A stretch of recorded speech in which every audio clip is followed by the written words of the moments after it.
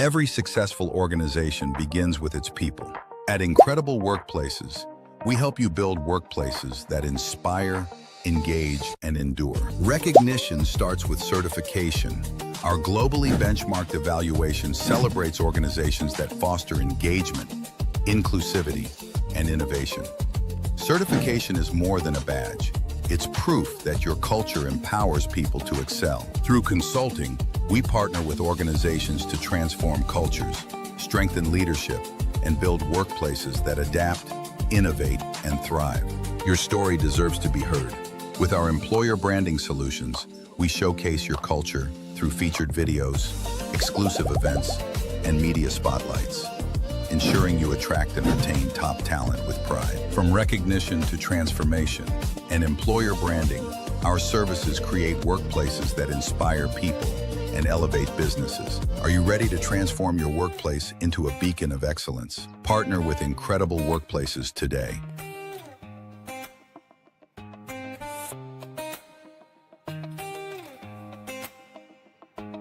Thanks a lot, Incredible Workplace, for this recognition. Thank you.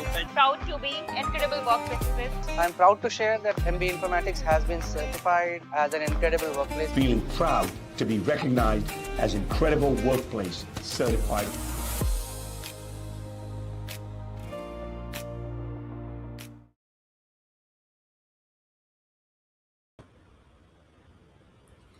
Good evening, everyone, and a very warm welcome.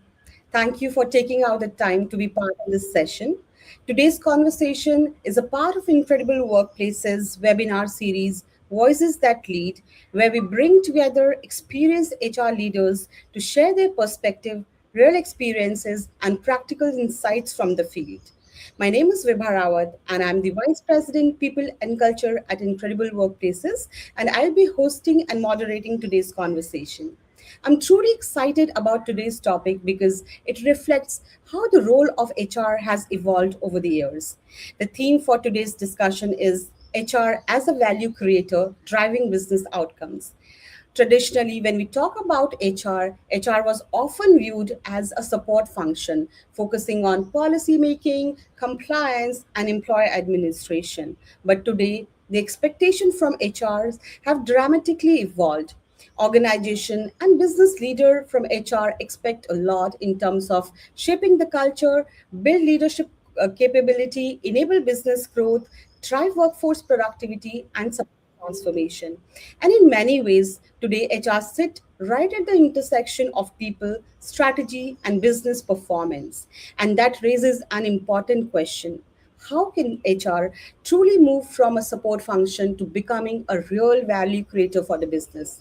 And to explore this question, we have with us an incredible panel of HR leaders who bring diverse experience from across industry. Let me introduce all our speakers for the day. And first, we have Ruby Bakshi, who's head of talent. Just allow me. Okay. We have Ruby Bakshi, head of talent engagement and development at Harbinger Group. Ruby brings more than 2 decades of experience in talent development, leadership capability building, cultural transformation, D&I initiatives. She has led several impactful programs focused on building high trust, high performance, and cultures where aligning people capability with business needs. Welcome, Ruby. It's wonderful to have you with us today. Thank you, Vibha. It's incredible to be here today with Incredible Workplaces. Pleasure is ours. All right. Our next speaker is Chandan Singh, Head HR at AI HI Fusion Technology. Chandan leads the entire HR function and partners closely with leadership to align HR strategy functions and partner closely with leadership of the organization. He's working into a team which is focusing on a fast-paced technology environment. His experience spans the entire employee life cycle along with HR digitalization and process improvement. Welcome, Chandan. We are delighted to have you with us. Same here, Viva. I am looking forward to have a great session today. Thank you. All right. We are also joined by Sheikh Abidin. He's Assistant Vice President, Human Resources at Dwara KGFS. Abidin is leading HR transformation For a workforce of over 4,000 employees, his work include HR automation, structured career development modules, employee listening mechanisms, and aligning HR strategy with business performance. Welcome, Abidin. Great to have you here with us today. Thank you, Biba. Looking forward to meaningful interaction. Thank you. All right. Next, we have Deepthi Madan. She's HR Director at New Age Software and Solutions. Deepthi brings more than 25 years of experience and is known for her focus on process excellence, automation, continuous improvement. She is a Six Sigma black belt and continues to explore emerging technologies like Gen AI to enhance HR effectiveness. Welcome, Deepthi. We are so glad you could join us today. Thank you so much to the incredible group here, and looking forward to learn more from the panelists in the session. Thank you. Welcome once again. And finally, we have Kanan R. He's AVP Human Resources at Systex AMP. Kanan has over 21 years of experience in HR across industries including IT services, manufacturing, engineering, and R&D. He has led HR initiatives across India and the APAC region and is known for building strong workplace cultures and leadership capability. Welcome, Kanan. Wonderful to have you with us today. Thank you, Vibha, and thank you, Incredible Workplaces, for this invite. Looking forward to a meaningful discussion. Thank you, and welcome to all the speakers. I can't wait to dive down into the conversation. And today's idea, whenever I was introducing all of you, I could see the kind of process setting you are doing, the kind of initiatives that you're leading for the business are truly, truly exceptional.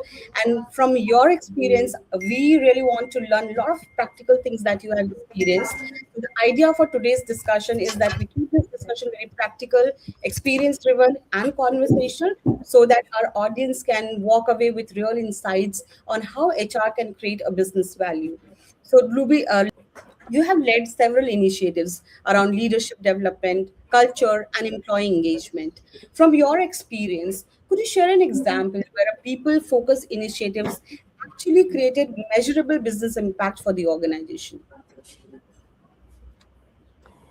Okay, I will state a very real time and very recent example. So, post COVID, learning for us has kind of evolved. We are an IT services organization which, provides HR tech solutions and content related solutions to customers primarily in the US. And learning for us is continuous. We want our employees to be learning day in, day out now with AI changes coming in. But post-COVID, when learning became really challenging, classroom was out of the window and, digital learning took over.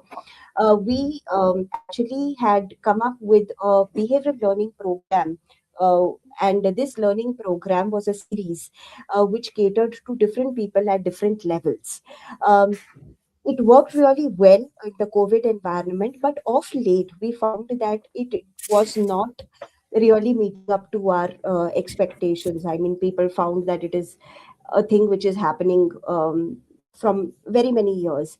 Very recently, we actually substituted our external trainers by setting real-time examples and having in-house experts take those scenarios. And we had role plays, we have digitized role plays being created on our learning platform, and the ROI that we saw of people, because we take a feedback before the program starts, and the practical implementation after the program that people showcase through their learnings has gone up to 96%. So what we found out was that people want learning in a way that they can apply at work. This is one example which recently saw a lot of success, where people have come back and told us that, it's nice to hear from different speakers across industry, but it doesn't really help us at work. And primarily, if you have a workforce which is more Gen Z, they do not have an attention span. So they look at something which can be quick, fast, in line with whatever they are looking at. So this approach of practically engaging them and providing something which is talking their language, putting them into those simulations and helping them go through that process, brought about a far more learning curve for people. This is one example I can think of, and I thought of sharing with you.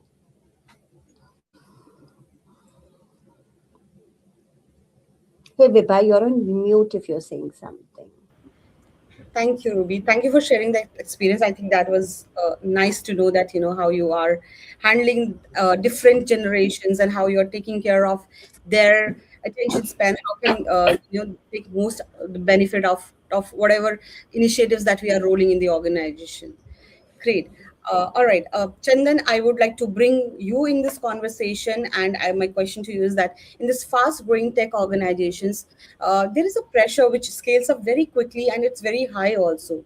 So can you share a situation where HR played a critical role in enabling business growth or solving key business challenges?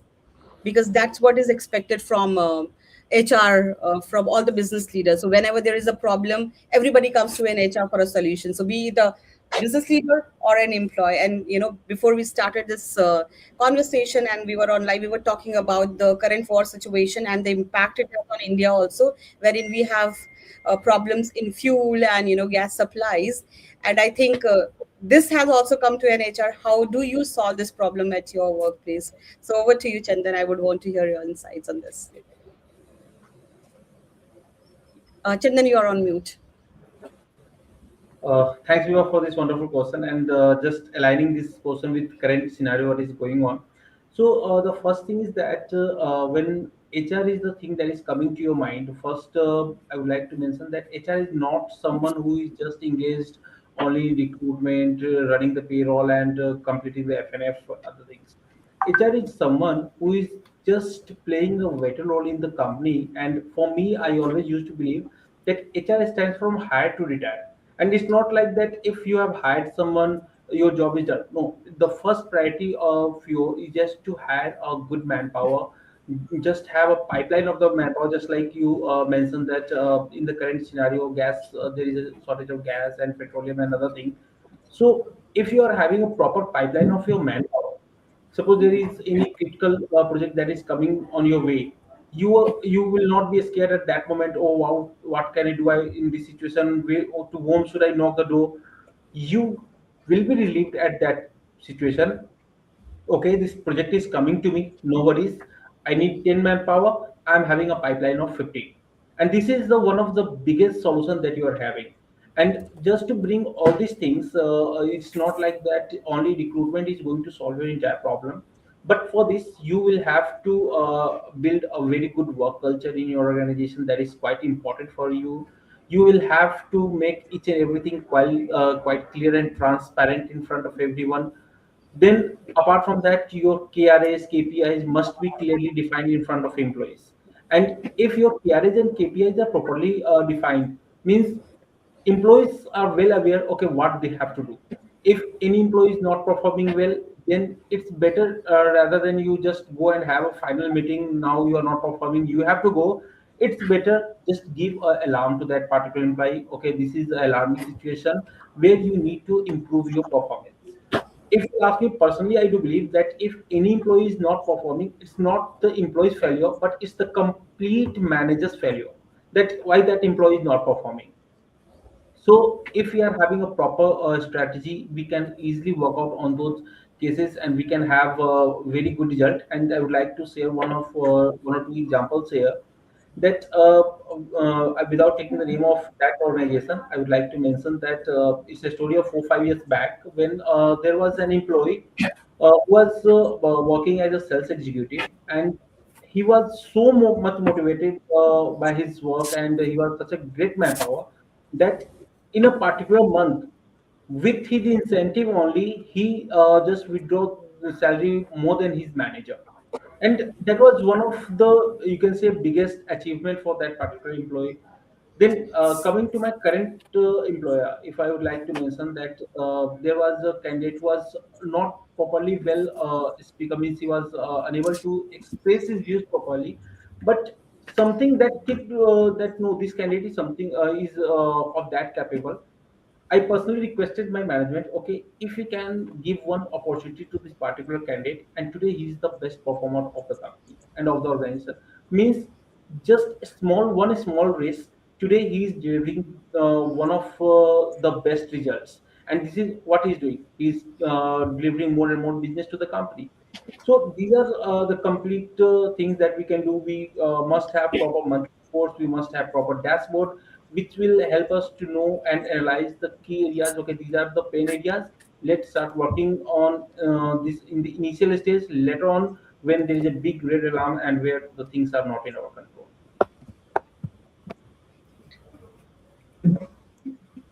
Thanks, Chandan. I think that's a great one. And I recall one of the experience in one of my organization where I was working prior to this one. I always feel that, it's always a cumulative effort of everybody in driving the business goals and, achieving them. It's not only HR who leads every initiatives, right? So there was one of a business problem in one of the project that the hiring was not happening for few roles. It was stuck from a very long time. And when I dive into it, I saw flaws in it because TA was working separately, business leaders were working separately. It's important that business and HR has to come together to find a solution to the problem, right? We brought both TA and business leader together. We worked on what are the things that are not working and what are the initiatives that we need to run. And you won't believe that position, which was so critical for the business, was impacting the revenue, got closed in the next 2 weeks. So that's the impact that everyone should be understanding, that it's not only HR who has to drive the growth or business, right? It is a cumulative effort, and there has to be a collaboration between HR and a business leader. Yeah. Thank you for sharing that experience, Chandan. All right, Abidin, I will move on to you now, and my question to you, that you have been leading HR transformation for very large workforces, right? Could you share an initiative where aligning people's strategy with business goal significantly improved organizational performance? Any such example that you have? Thank you. Before starting, I would like to start with a small reflection. So at the beginning of my career, when we are in a business review meeting with the CEO, he asked a simple question: how is HR helping us grow the business? As we know, all HR are more focused on the report that shows activity, but very few on the business impact. That movement changed the way I started thinking about HR. In my experience, HR transformation is about the mindset that we need to shift. HR is not for HR. HR is for the business. Like, what business outcome we are trying to enable? When we have that clarity, alignment became much easier. So we will see alignment comes in 3 stages, and it's a continuous one. Whenever there is a business growth, we need to be aligning with 3 stages. One is the people strategy, the second is performance, and the third is capability. So there are some critical resources and some critical position who are very important for the business growth and business continuity. So our focus would be on strengthening talent. And rightly Chandan says we should have a pipeline there. So business continuity should not impact. Second is the performance management. We mostly focus on the activity, but real contribution is when we measure the business outcome. So the challenge is how we can align people with the organization goal. Then the employee will see it. Employee will see the progress and take the ownership. When employee take the ownership, it improves dramatically. The third is capability building. So every organization aspires to growth. So it's the people who build it. People are the core of it. And now in this challenging environment, the agility is very important. We need to make our workforce agile and velocity, so that to minimize the business risk. And And for the continuous development program, we need to see outside in development approach, what our customer need, what kind of support, what kind of solution they expect from us. On basis of that, we should have the development plan. But this is not enough. This all framework comes with a challenge. The first one is the change and adoption. Whenever there is a change, people will resist. And it's difficult for them to adopt also. Like new technology, there are many people who are in their late 40s and 50s. It's very difficult for them to adopt. So we need to have a very open and clear communication.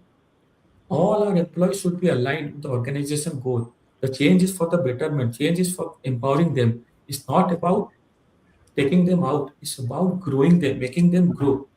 When this transition happened, then HR became the real business partner. Then HR can say, yes, HR is driving the business growth. This is how the HR shapes the business performance. Thank you. Thank you, Abidin. I think you rightly mentioned that, it's very important to set a context where we are prepared for handling the situation. That's what HR does. And HR's main role is, aligning people's strategy with business strategy, of course. Very well said. All right, Deepti, I will pass on my next question to you, that you have a very strong background in process excellence and continuous improvement. Can you share examples where improving an HR program or system has led to better efficiency or, supported business performance in any manner? Yeah, sure. So, process excellence as such is a very separate topic or a subject altogether. Let me little take you back where I kind of got myself trained as a Six Sigma black belt. When I got trained, it was from Indian Statistical Institute, Bangalore, and when I got trained, it was purely with a thought process that if you are going to use your use the process to improve, or you want to use all the tools what have been taught in the statistical world, it is all purely for impacting the manufacturing industry. There was never any discussion which says that a service industry or any other industry for that matter can utilize this tool as such. But at that point of time, I was working for a telecom, which is of course not a manufacturing industry, and telecom service, one of the name telecom, I cannot name that, but the problem statement there, the chairman and managing director gave me is that our number of complaints are very high, and I want you to use your the statistical knowledge which you've got, and see how and where, and we can reduce the complaints and in turn make our customers happier than before. So that was the time I actually started thinking that this tool, process excellence, need not be, or statistical analysis need not be used only for manufacturing industry. It can be for, and that's when I started implementing this into the HR fraternity, and where I realized that first of all, as HR team, if we have to bring in process excellence in our in our way of life, then it is surely first shifting our mindset, as rightly mentioned by Sheikh, that there is a mindset shift which is required, because we are so kind of busy with our regular day to day activities, which are surely not what I feel sometimes the HR person should do, because we are not relating or linking ourselves with what business requires, and we are into the regular spreadsheets and stuff like that. And if that is what we want to change, then that's a mind shift which we require.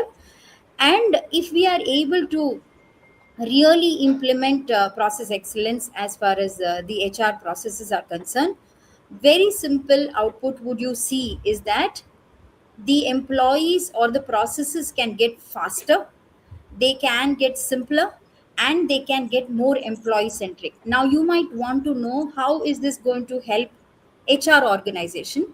When you see your employees becoming more and more productive, they see the whole process is very seamless.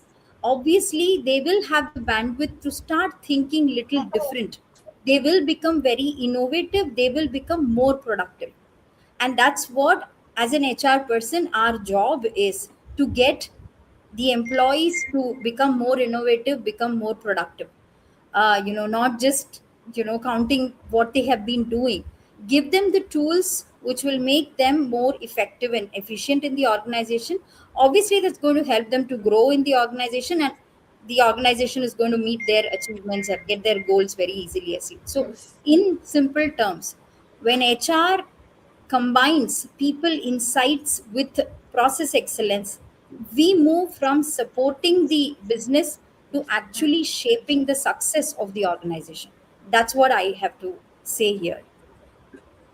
That was a lovely insight. And Deepthi, I just want to check on when you say knowing people inside, right?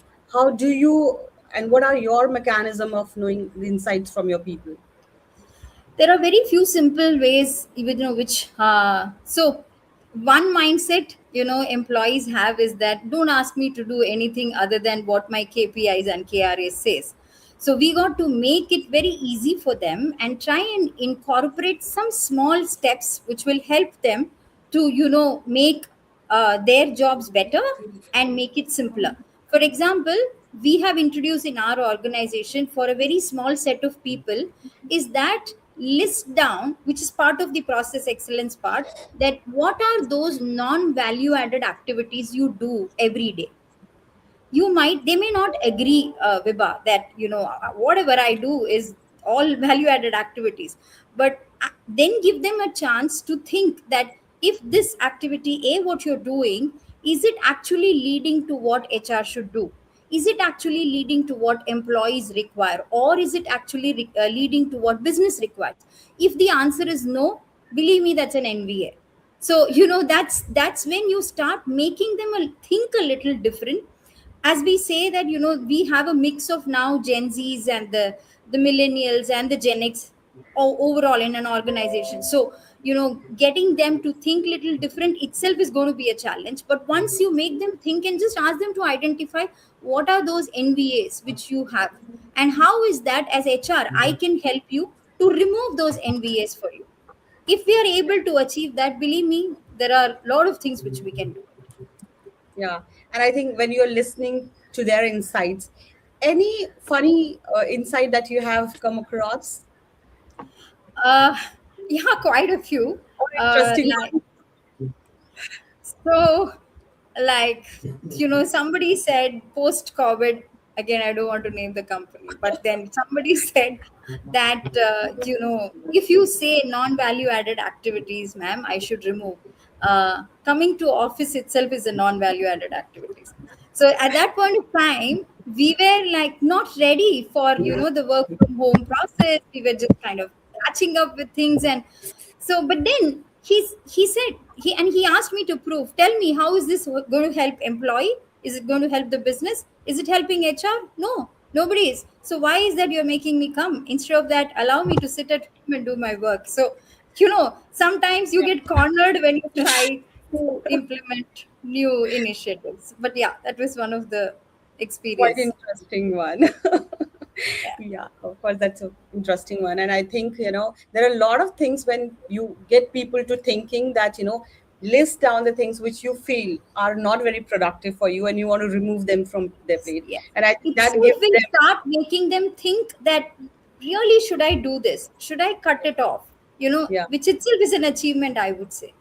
That's a very good practice. And in our organization, we definitely, whenever we are doing our one-on-ones or such kind of activities, we always make a point that, we should look into what we are doing. What are the things that should be removed from our plate so that we get more productive? So that's a good one. Absolutely. Thank you for sharing that. And one more thing, when you are talking about people inside, I think listening to people's voice is also very important. And that's what we do at Incredible Workplaces. So for organizations who are looking to, listening to your people perspectives and their insights, let us know. We can come together and help you with the insights that you get from your people around the best practices and policies that you have framed for your people. Okay, now, Kanan, I would move to you, and my question to you that you are known for building strong workplace cultures, right? In your experience, can you share a situation where culture played a direct role in improving business performance or team outcomes? Sure, Vibha. Let me just start with a very famous saying from Peter Drucker, who said, culture eats strategy for breakfast. So, in today's organization, culture does much more than that. If designed purposefully, culture even delivers strategy. Okay. And now let me go back to what Chandan and Sheikh told. I agree with whatever they said. See, modern HR leadership extends far beyond managing hiring policies or employee engagement. We are no longer the Rangoli competition creators, okay, or the organizers. So our role now includes influencing the behaviors and mindsets that fuel key business outcomes such as productivity, delivery excellence, customer satisfaction, and also innovation. So, in my experience, I would jot it down to 5 simple principles. First one is align culture with business priorities. So, culture initiatives must start with understanding behaviors that drive business success. So, culture becomes powerful when it is intentionally designed to reinforce the businesses that drives the business goals. Uh, Let me take an example. In one of the organizations that I worked, which is an EPCM setup, because the project success depends on the ownership, safety, as well as timely delivery. So what we did was we worked with the leadership team to build a culture of project ownership by linking performance reviews and recognition directly to project outcomes like timelines, cost control, safety compliance. So when employees started seeing their actions impacting the project delivery, the culture shifted from task completion to ownership, resulting in better coordination and also like less project delays and cost savings. The second principle that I would say is embed culture in everyday work. Culture cannot be just built with some funny posters or any workshops. I mean, it must be embedded in daily systems and processes. It must show up in the daily workflows, performance measures, and also in the leadership behavior. So, in the current organization that I'm working with, which is an ITES industry, turnaround times, accuracy, quality are all very critical. So what we did was we have built a culture of quality by including daily quality dashboards in the daily huddles, peer review mechanisms, and also recognition for zero defect processing teams. So employees could see a direct connection between their work and client satisfaction scores. So that involves them at work. We are bringing them and getting their ideas as well. The third principle that I would say is build a skills driven culture that supports agility and future needs. So we need to emphasize the organization to adopt skills first workforce models instead of the traditional roles. I mean, this would drive internal mobility as well as adaptability. So in our case, we do a lot of cross skilling from one process to another. And also this helps us in internal mobility of our talent. I mean, I go with Ruby's point in bringing in a learning culture here. The fourth point that I would jot down is build a culture of responsible AI adoption to drive productivity. Wherever you go, I talk about AI a bit because we all know that AI is no longer a myth. It's already in there in our day-to-day life, in our day-to-day workplace culture as well. So start leveraging it to the fullest in helping productivity in an organization. So let's bring in an ethical and responsible AI literacy to all employees because every organization has now started moving to AI. So we need to make the employees understand the usage of ethical and responsible AI. So the last point that I would say is build a culture that supports employee well-being, retention, and measure culture through business impact. So we give a lot of importance to employee well-being here. So we have created quite a lot of EAP programs, wellness sessions, bringing in counseling, and making them understand or come out of burnout or stress. I mean, even yesterday we had a session on building resilience for all the employees. So let's give more importance to the employee well-being because employee well-being is a key business differentiator. Let's understand the business, predictable workload. Let's have open communication here. And let's start measuring culture through metrics. It can be directly related to the productivity improvements, quality, reduced attrition. When you take some good wellness measures, automatically you understand the employees and you prevent employees from being stressed out or burnt out. so which reduces attrition. And also we can look at measuring the client satisfaction score. So in all, I would say organizations don't transform because strategies exist in just paper. So they transform when people change on how they think, decide, and act. So that's where HR makes it the greatest impact. Thank you, Kanan. I think that was very well summarized, and the points were very brilliant. I would say culture is not just a buzzword, right? It plays a very important role. And as you said, having clear KRAs, KPIs, letting people know that how their work is impacting the business when they see the real outcome from the business. All these clarities are something that would definitely help build the business in the organization. And someone has put a point here. I would like to share it on the screen. Puni shares that he feels that HR job is thankless job in any industry. He says that he may be wrong, but he has experienced a lot of time that HR department is not fully supported by management. Any one of you have any say on this or any experience? This definitely comes up. One point here.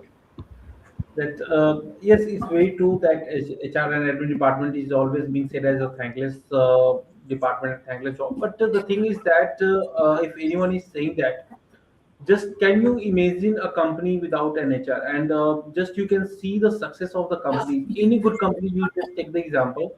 If the management is supporting their HR department in a very proper way, they are at the top level. If they're not supporting, later on today or tomorrow they will definitely realize if they are just cutting down their ego and coming with the process, then definitely they are going to achieve a lot of things in their company and their businesses. Thank you, Chandan. I think gone are the days when HR was just a support function. I think they hold a very strong say at the table. They are part of the boardrooms because business understand how important it is to have people, right? And that's why they depend a lot on HR, and I think HR is valued and respected. When I was very early in my career in HR, I had friends who used to say that, hey, what do you do at work? You just make rangolis and all of that. But now, I think they do not say this because they understand that what an important role HR plays, right? For somebody, it could be a rangoli competition executed. Somebody would see, okay, you have to make changes in my salary, give me a good hike, or all that stuff. So a lot of people see HR as a different, and they have a different lens to see. But I think HR holds a very strong place at the business, and they drive many things in the organizations. And any organization who do not value HR, I think they are not doing a good job. And the day they start valuing the HR and their inputs, I think their business outcome will be multifold from there. Okay. Only one thing I would like to add here, and this is a clear message to all the companies that if you really want to focus on your work, your business, strengthen your HR and forget about the other things. Your HR are there to handle the entire grievances and other problems. Yeah. So I will slightly disagree to this. Also, it's more about how HR can deliver value. So once we started delivering value in each process, may it be the financial aspect, may it be the employee people aspect, may it the business, may it the operation, risk, anything, then HR will start getting the respect. Now we are not getting value. We are doing the operational work, operational task. So company has asked me to do recruitment, I'm doing recruitment. So we are not checking how soon that employees became productive, what the skill that is required for the business success. So when we start seeing this from the business lens, things will start changing. Yeah. And I think Shravanti also mentioned that it was a traditional approach where HR was not valued. But the latest practice in HR are involving leadership and should say management is playing a key role in changing the role of HR. Very well said. I agree with this one. And Ruby, maybe there are a lot of questions that are coming from our audience, and I would want to place this question for you, Ruby. Akash has a question, and he asked that many organizations talk about HR being a strategic partner, but in practical terms, what is the first step HR leaders should take to start influencing real business decisions? So I think, sorry, go ahead. No, no, you said it, Simran. I think to play a really important and strategic role, it is very important that HR these days steps up and understands business. So gone are the days when HR used to be just concerned on hiring and ensuring that people are paid on time and certain events that are happening. They now play the additional role of understanding the business impacts. Where is business heading? How can HR also play a role in and contribute in this entire process? So an HR leader first needs to scale up and become more strategic in that sense, to be able to sense how any decision taken by HR could impact things. The second very important thing that an HR requires to do, given that we have so much of AI coming in today, is to be able to understand and build connect with people. HR and AI can take care of. So AI can take care of all the data that you can get in and all the automation that can happen. But I think the ability to sense with empathy, the ability to build connect with people, and the ability to understand how people will be able to align the impact and strategy of any growing business is what HR can play a mediator as. So, according to me, that's the role which an HR going forward should concentrate on. Thank you, Ruby. And Ruby, one more question as a follow-up question on this: that you are handling HR teams also. When you have, team members joining, do they really understand when they start their career that what kind of approach should they have when they call themselves as HR business partners? Do they understand that what is a business partnering role all about? And does organization understand what should they expect from a business partner who is an HR business partner? So I think as a leader of HR, it is very important, and I would take this as my responsibility of how I keep my teams abreast with times. So if there is a new joinee who comes in as an HR business partner, they may have come with different experiences. So whether how rounded is their approach, how rounded is their thinking, whether they are just thinking that I should do just my role and it is very centered only to handling Excel sheets, or as Mr. Kannan mentioned, that ensuring that Rangoli is done on time and so on and so forth. Is that the kind of role that I want to play, or actually HR business partner doesn't even play that role? It is a role wherein you align with that particular business. You understand how the impact of how the business is growing is going to be on people and how people are going to deliver. So do you have your data on time? Are you able to provide and furnish the business with either skilling up people or their need of people, or it could be handling resignations that are happening. So it's an HR leader's job to bring about that awareness in the new coming HR BPs on how much of depth they expect from the person.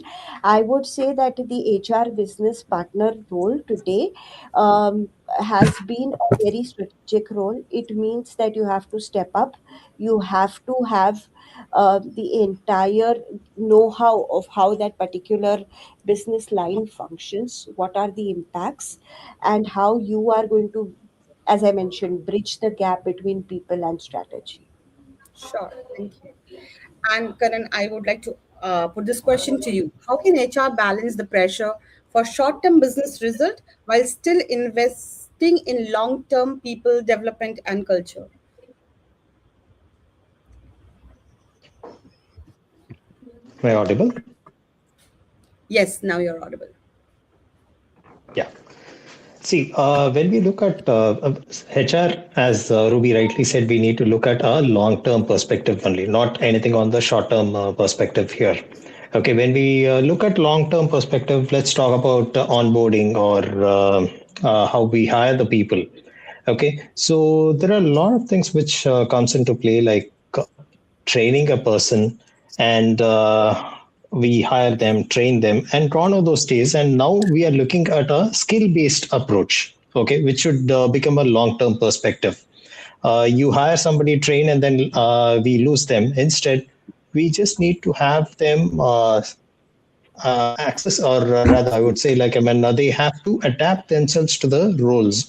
For example, let me take a small one in my previous organization, which is an EPCM setup. Okay, we have, it's not just a simple mechanical engineer that you would require for a project site in any part of the country. Okay, they have to be specialized in piping, they have to be specialized in firefighting, they have to be specialized in HVAC. So each and everything is totally different specializations, and it becomes very difficult for us to hire these people. And if you hire a particular people in for one particular project in a location, it becomes difficult for us to move them from one to another. So what we did was we had this internal mobility programs and rewards and performance both aligned to their improvisation or upskilling and cross-skilling as well.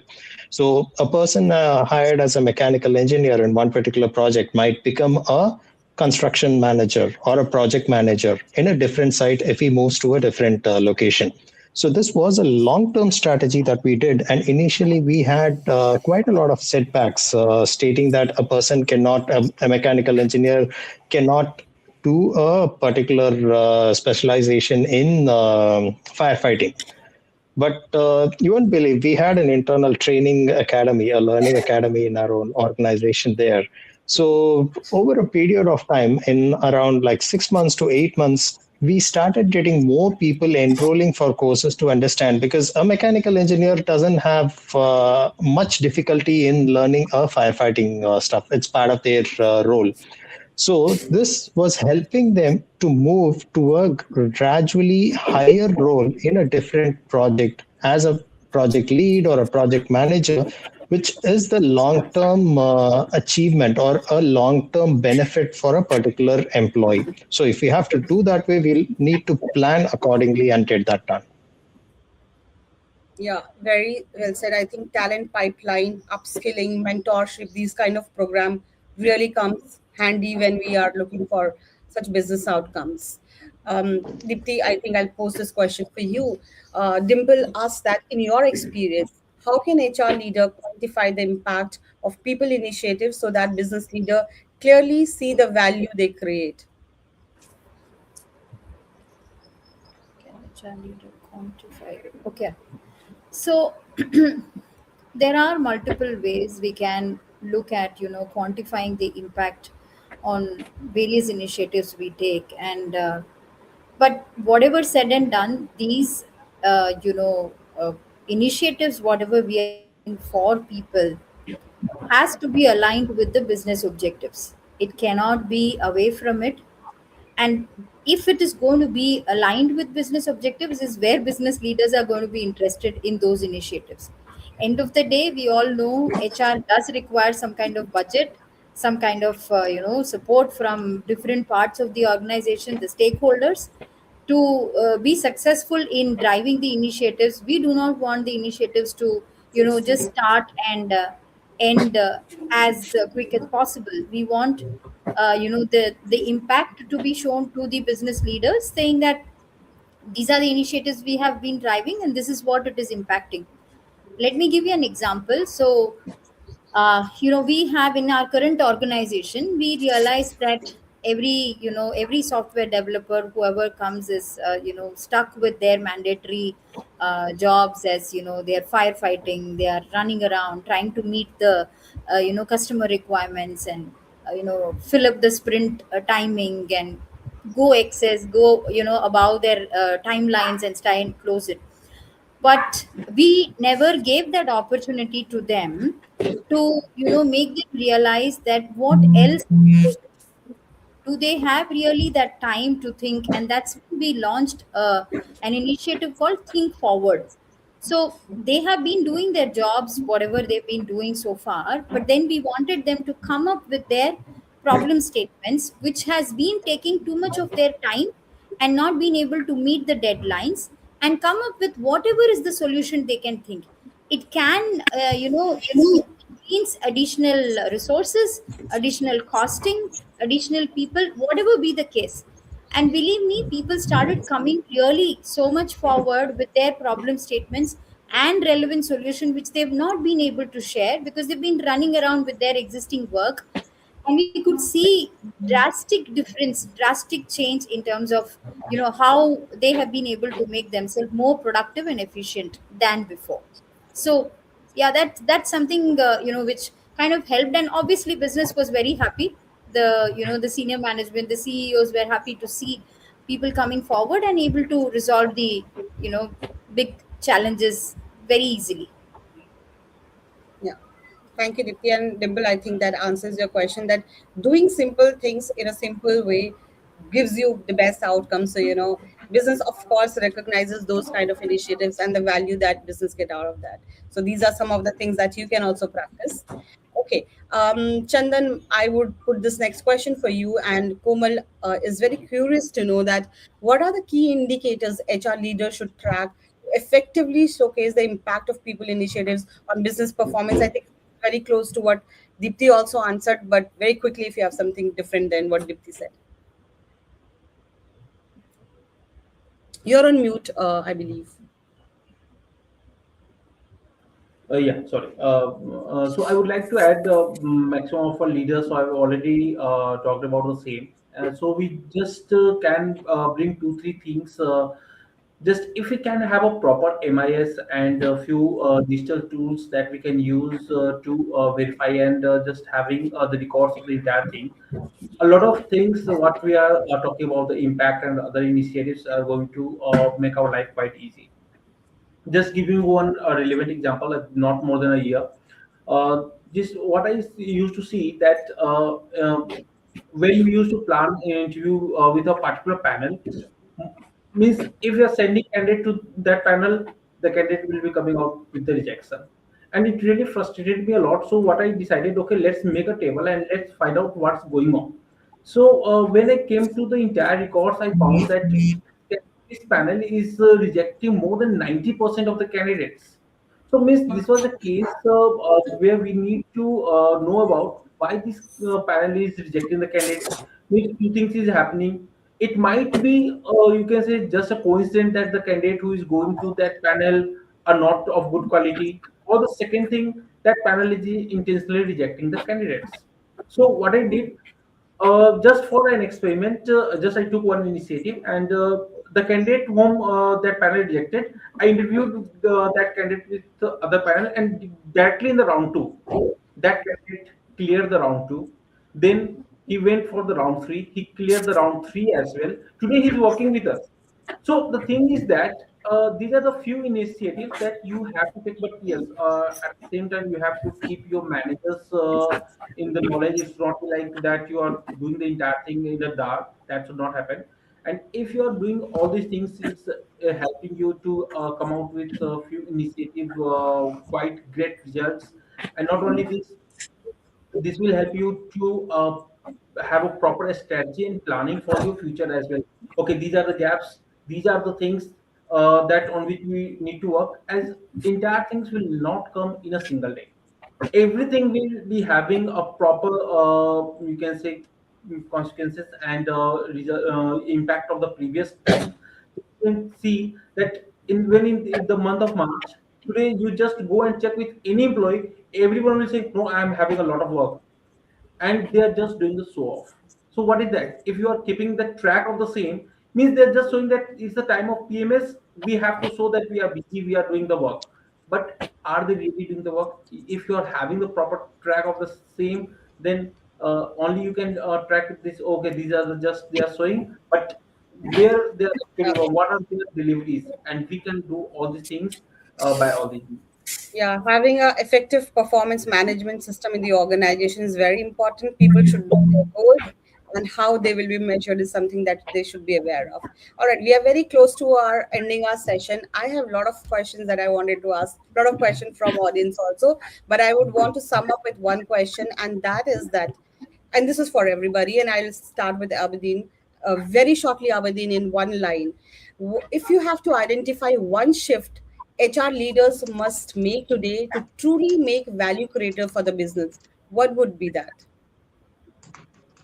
See, I would answer in 2 points. First is the HR should think like a business person, not as an HR person. The second is HR should influence employee productivity and business performance. That is the whole soul core of it. Thank you. Thank you. Dipti, what do you suggest? I feel it should start with root. You know, for any business, if you see there are two aspects any organization will look at is top line and the bottom line. Right. When we look at top line, those people who are bringing revenues for the organization, as an HR person, the best way is to go with them on the field. Be a salesperson for a day, visit the customers, hear the problem. Half of your issues will get solved there. You will really get clarity as to how I should treat my employees, or even before that, what is that I should get my resources, what kind of people I should bring into the organization, what kind of training I should give, what is this exactly these customers require, and there will give all your requirements then and there. The second point is spend one day with your finance person. You when you see him, that where are the areas he is really concerned about, where is that our bottom line is really getting hit, your answers are there. So I think if these two, and you don't have to worry about what business or the leaders or the stakeholders or the CEO require. You will start talking terms which they really appreciate you talking, saying that if we get these kind of people, this is how our revenues will go down. If we do these process changes, this is how our cost will come down. I think that's one way you can straight away reach to the heart of the business. Very well said. That's one of the mantra. Kanan, any suggestion from you? Any mantra that you want to share? Yes. In fact, when I go with whatever Deepthi said, that was something which I was thinking. In fact, I would say, let's shift from a one-size-fits-all mindset to a personalized, business-aligned talent solutions. We should stop focusing on engagement and start focusing on capability, adaptability, and productivity. Is something I would like to say. Awesome. Ruby, what's your mantra that you want to share? I think all my other fellow presenters today have, said whatever they would want to, and it makes so much of sense. I think it's going to be a blend of all of it. I think I liked what Dipti said, that if you really want to make a difference as an HR person, it is very important that you understand business, and to understand business, you have to be there on the field to really be able to showcase that in your own role, whether it is recruitment, whether it is training people, whether it is even the way you speak to people. So these days, when we are talking about AI, and we are there is a lot of companies where they are either trying to get their people to get skilled in that area, or asking people to go.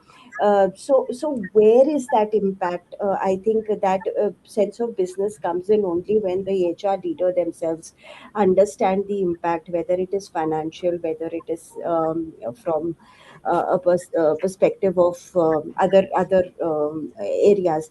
I think along with that, it's very important that the HR doesn't lose why it is called an HR, human resource person. So it's difficult, but maintaining all of that, understanding all of the strategy and business and everything, but not forgetting the human side of it, and be able to blend that entire thing with empathy, with being very people centric, at the same time being able to align with all these new things that you understand from the business perspective. I think HR holds that as a position, and HR should be able to carve it in a way that it can create impact, not only for the business but also for the people who are working over there. Very well said, Ruby. Chandan, any last line before I wrap up? Very quickly, though. Yeah. So what all my dear speakers said, club all these things, and since before NHR I am an engineer as well. So I would like to mention, club all these things. Apart from that, add innovation in that, and always keep your ego aside of your the business. Means if you are maintaining the same, no one is going to make you number one. Thank you. Thank you. Thank you. I think we had a great insight, great mantras. Understanding business from the grassroots is, go on the field is when you get the taste of the business. You know what your people are doing. So if you want to solve your people problem, you need to understand what are they doing, right? And of course, making things simpler is something that everybody would love to get the business outcome. And not to forget that we all are humans, and treating humans as human is another thing that we should always have as a mantra with all of us. Great insights. And as we come towards the end of this conversation, I would want to briefly reflect on some powerful insights that is shared by our panel today. Some of the things that I have noted down for myself, and I want to share it with everybody, whoever views this recording later also, that HR must move beyond processes, driving real business outcomes. Data, technology, and insights are becoming critical for HR decision making. So we should know how to read and interpret the data. Leadership capability, culture plays a huge role in the organization. So, working on these continuously is something that we should work on. Leaders are someone who will always, build and take the organization ahead. So building their capability is also an important aspect, and culture plays a very integral role there. And most importantly, HR creates value when people's strategy is deeply aligned with the business strategy. It is very clear that the role of HR today is not just about managing people, but also enabling organization to grow, adapt, and succeed through their people. With that, I would like to thank all my speakers today, Ruby, Chandan, Abidin, Deepti, Kanan. You all were fabulous. Thank you for being part of this conversation. And a big thank you to everybody in our audience who joined us today, who are going to watch this recording later. We hope you find this session very insightful and valuable. With that, on behalf of Incredible Workplaces, I thank you all once again, and we look forward to seeing you in our next episode. Have a great evening ahead. Thank you. Thank you, everybody. Thank you, everyone. Thank you, everyone. Thank Thank you, you, everyone. everyone.